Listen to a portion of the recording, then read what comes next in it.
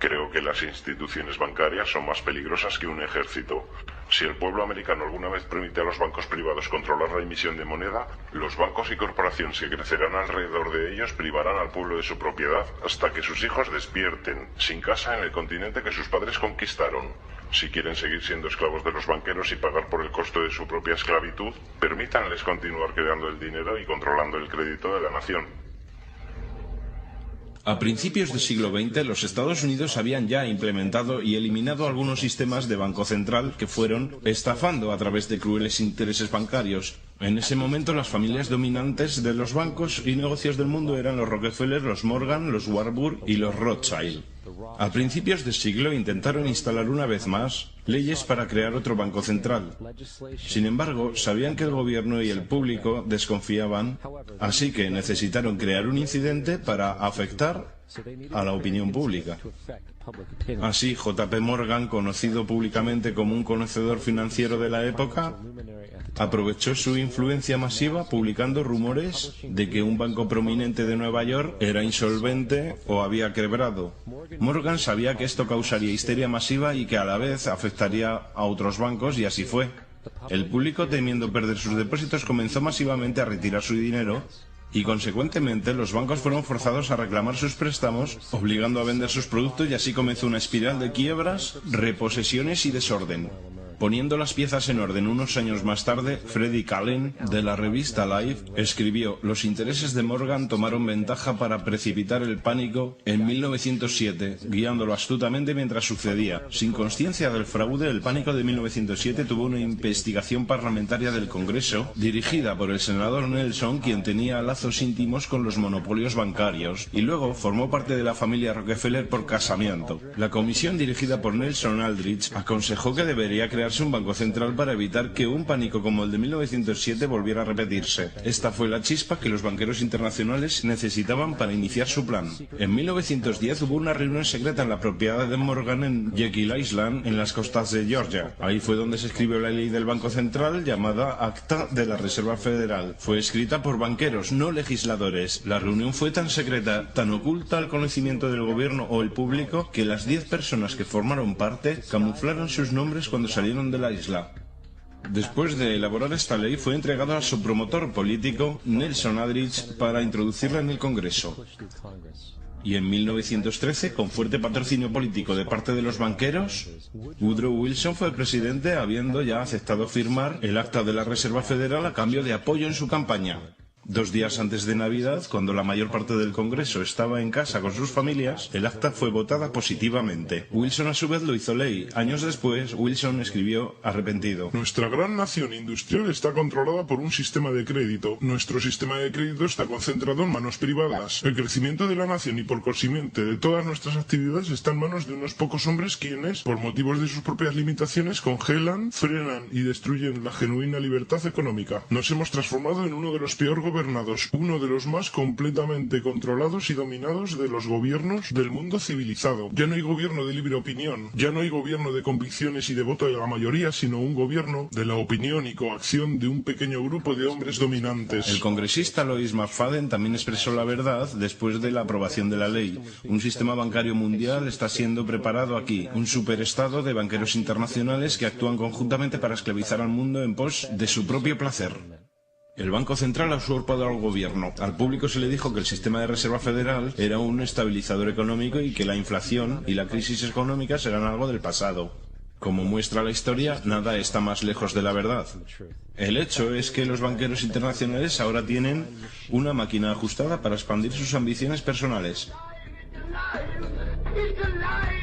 Por ejemplo, entre los años 14 y 19, la Fed incrementó el suministro de dinero a casi un 100%, traducido en grandes préstamos a los bancos pequeños. Ahora, en 1920, la Fed retiró porcentajes masivos de suministro de dinero, forzando así a los bancos menores a cancelar su enorme cantidad de préstamos, y como en 1907 hubo crisis bancarias, quiebras y el subsiguiente colapso, más de 5.400 bancos competitivos fuera de la Fed colapsaron. Esto consolidó aún más el monopolio de un pequeño grupo de banqueros internacionales. Al tanto de este crimen, el congresista Lindbergh se puso de pie y dijo en 1921: Bajo el acta de la Reserva Federal, los pánicos son creados científicamente. El pánico actual es el primero creado científicamente y funcionó como calculamos una ecuación matemática. Sin embargo, el pánico del 20 solo fue un precalentamiento. Del 21 al 29, la Fed otra vez incrementó el suministro de dinero, otra vez resultando en grandes préstamos al público y a los bancos. Se creó otro nuevo tipo de préstamo llamado préstamo margen en el mercado bursátil, muy simple. Un préstamo margen le permitía al inversor pagar solo el 10% del precio de un título, siendo el otro 90% prestado a través del corredor de bolsa. En otras palabras, una persona podía tener 1.000 pagando 100. Este método fue muy popular en los años 20, cuando todo el mundo parecía estar haciendo dinero en la bolsa. Sin embargo, este préstamo tenía una trampa. Podía ser solicitado en cualquier momento y debía ser pagado en 24 horas. Esto se llama pedido marginal y el resultado típico de un pedido marginal es la venta de stock comprado con el préstamo.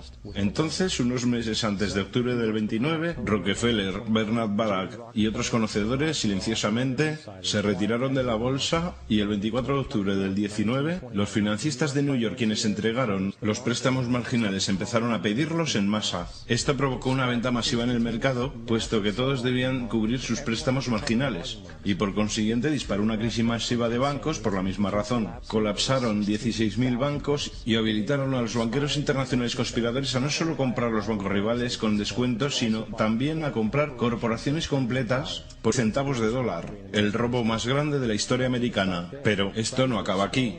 En lugar de expandir el suministro de dinero para recuperarse del colapso económico, la Fed realmente lo redujo, alimentando así a la depresión económica más fuerte de la historia. Louis McFadden, ya viejo oponente del cartel bancario, comenzó a pensar procedimientos de destitución contra el directorio de la Reserva Federal, diciendo que la caída y la depresión fue cuidadosamente planeada. Los banqueros internacionales buscaron crear una situación de desesperación, así ellos podían surgir como los dueños de todos nosotros. Después de 2 intentos de asesinato, McFadden fue envenenado en un banquete antes de que pudiera comenzar con los procedimientos de destitución. Ahora, habiendo reducido a la sociedad a la miseria, los banqueros de la Reserva Federal decidieron que el patrón oro debía ser eliminado. Para ello necesitaron obtener el oro remanente en el sistema, así que bajo la pretensión de terminar con la depresión se produjo la recuperación del oro en 1933. Bajo amenaza de prisión por 10 años, se obligó a entregar todo el oro al tesoro, esencialmente robando al público la poca riqueza que les quedaba. A finales del 33, el patrón oro fue abolido. Si miras un billete de dólar de antes del 33, dice que puede ser convertido en oro. Si miras un billete de dólar actual, dice que es moneda de curso legal, lo cual significa que está respaldado por absolutamente nada. Lo único que le da valor a nuestro dinero es cuánto hay en circulación. Por consiguiente, el poder para regular el suministro es también el poder de regular su valor, que también es el poder para poner economías y sociedades enteras de rodillas. Denme el control de suministro de dinero de una nación y no me interesa quién haga sus leyes.